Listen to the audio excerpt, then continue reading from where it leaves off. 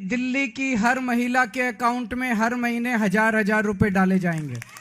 ये वाली योजना जो 1,000 रुपए की आज पास की है, इसको बदल के 2,100 रुपए करेंगे और चुनाव के बाद आपके अकाउंट में 1,000 रुपए नहीं आएंगे, आपके अकाउंट में 2,100 रुपए आएंगे। जैसे आम आदमी पार्टी ने 1,000 रुपए महिलाओं को देने के लिए घोषणा करी है, तो आप उसको किस तरीके से देखते हैं? हमें तो अच्छा ही लगते हो, दुनिया के लिए सही करा दी लीजिए, वो हम आम आदमी पार्टी को तो हम अच्छा ही मानते। तो क्या ये महिलाओं के लिए अहमियत रखते हैं 1,000 रुपए अगर मिलेंगे? रखते छो नहीं, 1,000 छो नहीं रखते, हम तो 2,500 में सब कच्चा पानी चला रहा है हमारे। इनने जो किया महिलाओं के लिए ठीक किया है, ठीक है, लेकिन सबसे जरूरी है रोजगार, पढ़ा, शिक्षा, ये सब बहुत जरूरी है, बिजली पानी, क्योंकि यहाँ पे रोजगार नहीं है बिल्कुल भी, क्योंकि हम दर दर के पढ़े लिखे हम ग्रेजुएशन करके घर में बैठे हैं, क्या मतलब, कोई मतलब नहीं हमारा, हमें रोजगार चाहिए। नमस्कार, अमर उजाला के लिए नवनीत सरन। आज अरविंद केजरीवाल, दिल्ली के पूर्व मुख्यमंत्री ने एक मास्टर स्ट्रोक चला है। मास्टर स्ट्रोक में क्या है कि ये महिला सम्मान योजना को लेके आएंगे, तो इस पे जो है हम संतोष से चर्चा करते हैं कि आप संतोष जी किस तरीके से देखते हैं। ये कई बार ना ये मास्टर स्ट्रोक माना जा रहा है, ये जो महिला सम्मान योजना अरविंद केजरीवाल की है। और इसमें इंटरेस्टिंग ये है कि अभी तक इनका जो प्लान था वो 1,000 रुपए देने का था, लेकिन आज जो इन्होंने अनाउंसमेंट किया हुआ है कि अभी तो जो दिल्ली कैबिनेट ने पास किया हुआ है वो 1,000 रुपए का पास किया हुआ है, लेकिन जैसे ही चुनाव के बाद इनकी सरकार बनती है तो ये इसको जो है 2,100 रुपए कर देंगे। महिलाओं को जो फोकस किया जा रहा है राजनीति में, जो भी मैनिफेस्टो है जिस भी प्रदेश का, उसका क्या मायने मतलब? असल में अगर आप देखें ना, जाति धर्म से बाहर जाके पूरे हिंदुस्तान की डेमोग्राफी को देखते हैं ना, 4-5 वर्ग स्पष्ट तौर पे दिखते हैं। एक तो ये है कि बुजुर्गों का एक तबका है, पेंशन की स्कीम अलग अलग सरकारें देती हैं उनको। दूसरा जो है किसानों का है, तीसरा मजदूरों का है, चौथा यूथ का है, पांचवा जो है महिला का है। और महिला इस मामले में अभी एक नंबर पे आ गई है। हाँ, महिला अभी एक नंबर पे आ गई है। एक नंबर पे आधी आबादी, एक तो आधी आबादी है, दूसरा बड़ा वोट बैंक है। अगर कोई पॉलिटिकल पार्टी इसको अपने हक में कर लेती है तो बहुत बड़ा मार्जिन इसके लिए होता है विनिंग कंडीशन का। जैसा कि हम लोगों ने देखा कि महाराष्ट्र चुनाव में हुआ था, जैसा कि हम लोगों ने देखा झारखंड चुनाव में हुआ था, कि दोनों सरकारें जो रिपीट कर रही हैं उसमें जो बड़ा फैक्टर बताया जा रहा है एनालिसिस द्वारा, वो ये बताया जा रहा है कि दोनों स्टेट ने जो महिलाओं को in term of money benefit देने का, डीबीटी डायरेक्ट बेनिफिट ट्रांसफर, जो पहले 4 तबके जिनके हम लोगों ने बात की, उनकी अपनी लिमिटेशन है। बुजुर्ग है, आबादी बहुत सीमित है, बहुत कम है, ज्यादा नहीं है। वोट बैंक के तौर पे कोई पार्टी ज्यादा इसका इस्तेमाल नहीं कर सकती, एक चीज। दूसरा, बुजुर्गों के लिए हर सरकार कोई ना कोई स्कीम दे रही है, उसमें ऐसा नहीं है कि बुजुर्गों के लिए कुछ, मान लो कोई 1,000 दे रही है तो उसको 1,500 कर सकते हैं, 1,500 दे रही है तो 2,000 कर सकते हैं। उसमें बहुत ज्यादा चौंकाने वाला फैक्टर नहीं होगा। दूसरा किसानों का है, लेकिन किसान के भीतर मतलब पूरा टोटलिटी में अगर देश भर के किसानों को देखें तो बहुत सारे अंतर विरोध है। पंथरी में लाना वोट बैंक के तौर पे किसी भी पॉलिटिकल पार्टी के लिए आसान नहीं होगा, सेंटर की चीज आसान नहीं होगा। स्टेट गवर्नमेंट अगर करा रही है तो अपने हिसाब से भी उनको देती है बेनिफिट। तीसरा मजदूर है, इनमें भी बहुत अंतर्निहित इनके विरोध हैं, मतलब मजदूरों के भीतर ही बहुत सारे विरोध हैं, बहुत सारे अलग अलग स्टेट में अलग अलग तरीके से ये होता है। बड़ा तबका है कि मजदूरों का, कि उनको एक तो इन्फ्लुएंस कर ले कोई पार्टी वोट बैंक के तौर पे। चौथा जो तबका आता है यूथ का आता है। यूथ बहुत ही अनसर्टेन है, ये कब प्रोवोक कर जाए कोई भरोसा नहीं होता है, अस्थिर चित्त होता है यूथ। आज आपसे खुश है, कल को आपसे नाराज। अब हम आते हैं महिला पे। महिलाओं को बतौर वोट बैंक, मतलब अपने हक में एक वोट बैंक के तौर पे लाने की कोशिश हर सरकारों ने की है, अलग अलग तरीके से की है। आज का वो फिनोमिना नहीं है। इसकी जो सबसे पहले शुरुआत जो हुई है वो कांग्रेस ने किया हुआ था। आपको याद होगा कि पहले कांग्रेस जो है, जो सिंबल होता था उसका, चूड़ियों पे सिंबल दे देती थी, बिंदी पे सिंबल दे देती थी, यहाँ से शुरू हुआ। फिर साड़ी पे आया, साड़ियां दी जाने लगी। साउथ में बहुत एक्सपेरिमेंट, जयललिता ने एक्सपेरिमेंट किया था इसका, देना महिलाओं को साड़ी देना।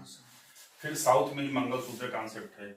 मंगलसूत्र योजना साउथ में भी एग्जिस्ट कर रही है, उसका इम्पैक्ट भी है कि सरकार जो है, जो पार्टी गवर्नमेंट बनाती है, वो जो है दे रही है मंगलसूत्र।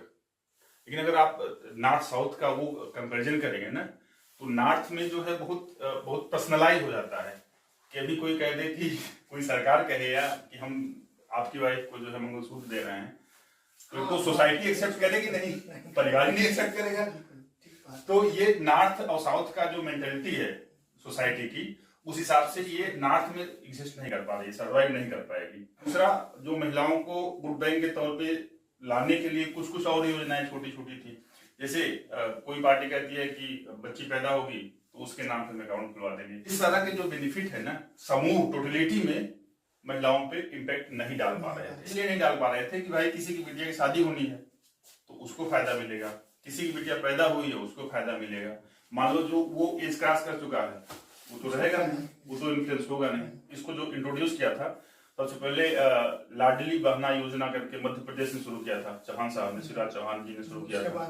उसके बाद महाराष्ट्र चुनाव में हुआ, उसके बाद झारखंड चुनाव में हुआ, अब दिल्ली में हालांकि दिल्ली में जो है इन्होंने बजट में ही अनाउंस कर दिया था इसका, जो पिछला बजट जो पास हुआ है उसमें प्रोविजन है उसके लिए, बजट का एलोकेशन भी है। तो उसमें भी देखो अरविंद केजरीवाल का जो अपना वर्जन है उसमें वो ये कह रहे हैं ना, क्योंकि हम जेल में चले गए थे तो ये योजना जो है पास ही नहीं हुआ। अब देखिए कि यूथ में क्या है कि कह रहे थे ना कि ये चंग जो है कभी भी कहीं कुछ चल, लेकिन अब रोजगार की चर्चा नहीं हो रही है कि रोजगार दिया जाए, यूथ के लिए एम्प्लॉयमेंट। अब महंगाई की चर्चा नहीं है कि महंगाई 1000 रुपया देना, 2000 रुपया देना, ये कितना निदान कर रहा है समस्याओं का। नहीं, अगर इसमें देखें ना, जो हम लोगों की बात भी होती है इस पे, जो पिछली बार जो 2020 के चुनाव से पहले फ्री बस सेवा इन्होंने किया हुआ था उसमें इम्पैक्ट पड़ा है।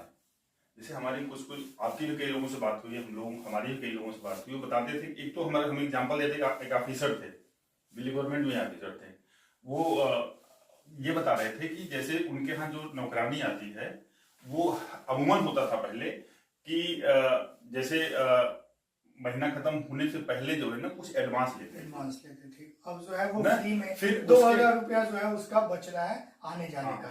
तो उसमें ये हुआ कि एडवांस लिया उसने पहले, लेकिन जब ये स्कीम आई तो उन्होंने ऑब्जर्व किया कि 2-3 महीने तक नहीं लिया उसने। तो इनने पूछा भाई कहीं कोई दूसरा काम कर रहे हो क्या? तो कहा नहीं साहब, अब उसकी जरूरत ही नहीं पड़ती है क्योंकि जो आना जाना है वो फ्री हो गया है, उसमें कुछ कास्ट लग ही नहीं रही। तो ये ऐसा नहीं है कि नहीं इम्पैक्ट डालती। दूसरा, जो महिला के खाते में पैसा जा रहा है ना, तो जो मेल पार्टनर पूरी तरह डिपेंडेंसी थी उसकी, तो वो भी जो है ना थोड़ा कमजोर हुई। तीसरा, अगर सकारात्मकता देखिए इसमें, तो तीसरा जो जाति धर्म का बंधन है वो भी टूटा है। अगर हम ये कहें कि टूटा नहीं तो कमजोर हुआ है। अलग अलग स्टेट में कई जगहों पे इस तरह के विजुअल आए हैं जिसमें मुस्लिम महिलाओं ने ये कहा है कि हम जो है बीजेपी को इसलिए वोट देना है, जो कि ट्रेडिशनली वोट नहीं करते हैं। उन्होंने कहा कि इसलिए हम वोट कर रहे हैं कि हमको फला वो कहते भी हैं कि अगर उज्ज्वला योजना है तो सबके लिए, सबका साथ सबका विकास वाली चीज करते हैं, सभी को मिलेगा वो। आज बहुत अच्छा अरविंद केजरीवाल जब ये लॉन्च कर रहे थे तो बोले क्या कि ये आप नहीं सोचिए कि पैसा कहाँ से आएगा। गवर्नेंस के पॉइंट ऑफ व्यू से देखें, दिल्ली गवर्नमेंट के पॉइंट ऑफ व्यू से देखें, तो सरकार ने एक तो हमने बताया कि बजट में एलोकेट किया हुआ था इसके लिए, इस योजना के लिए। और जितना फंड कहाँ से, ज्यादातर फंड मुझे लगता है कि टैक्स पेयर से। चुनाव में बड़े बड़े वादे तो करते हैं ये लोग टैक्स पेयर से। तो क्या उनका ये नहीं होता कि टैक्स पेयर से हम पूछें कि इस योजना को हम कहाँ जो है किस पद में खर्च करें, पॉलिटिकली कितना सूट करेगी। ये दिल्ली का जो आप डेमोग्राफी देखिए ना, दिल्ली की डेमोग्राफी कुछ इस तरह से है कि यहाँ जो मैक्सिमम पॉपुलेशन है यहाँ की, वो बाहर से यहाँ कमाने आई है। एक घर के एक कमरे में वो रहते हैं, 5-7 लोग रहते हैं, उनका परिवार उनके गांव में है ना। कोई 5000 कमा रहा, कोई 7000 कमा रहा, कोई 10000 कमा रहा है। और इस पर एड ऑन क्या किया? परिवार की महंगाई पे इम्पैक्ट पड़ रहा है ना, कहीं से कोई सेविंग हो रही है, कहीं से कुछ हो रही है। फिर उसका अरविंद केजरीवाल दूसरा इकोनॉमिक्स देते हैं कि वो पैसा मार्केट में जाएगा। अगर आपके पास पैसा रहा तो मार्केट में जाएगा, मार्केट बूम करेगा, मार्केट बूम करेगा तो एम्प्लॉयमेंट होगा तो मैन्युफैक्चरिंग इंडस्ट्री जो है वो राइज करेगी। तो इस तरह से एक इनका अपना इकोनॉमिक्स है, फ्रीबीज का भी इकोनॉमिक्स है। ऐसा नहीं कि फ्रीबीज जो जा रही हो फालतू ही जा रही है। लेकिन इसमें कई सारे जो आलोचक है ना, उसको वो इस हिसाब से इसको क्रिटिसाइज करते हैं कि एक तौर से ये सीधा पैसा देना किसी समूह को, वो एक तरह से प्रलोभन है।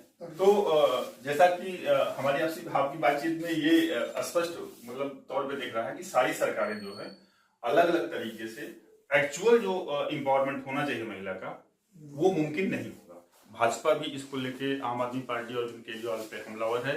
बेल सचदेवा भाजपा प्रदेश अध्यक्ष अरविंद केजरीवाल से सवाल कर रहे हैं कि उन्होंने पंजाब में जो प्लान एग्जीक्यूट करना था उनको, उसको अभी तक क्यों नहीं किया, उसका जवाब देना चाहिए। तो आज के लिए लेकिन बस इतना ही। कल फिर किसी नए सियासी सवाल का जवाब तलाशते हम लोग आपसे रूबरू होंगे। तब तक के लिए वीडियो जर्नलिस्ट भूपेंद्र सिंह के साथ अमर उजाला के लिए मैं संतोष कुमार, नमस्कार।